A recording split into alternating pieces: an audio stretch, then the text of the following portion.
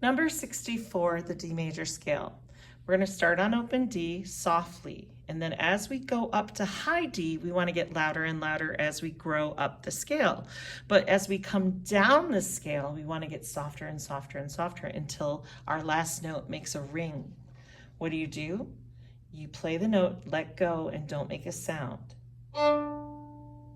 And then you should hear it kind of echo off into the distance. It works really well with more than one person. 64, piano introduction, last two measures. G, G, F sharp, E, E, D. Here we go.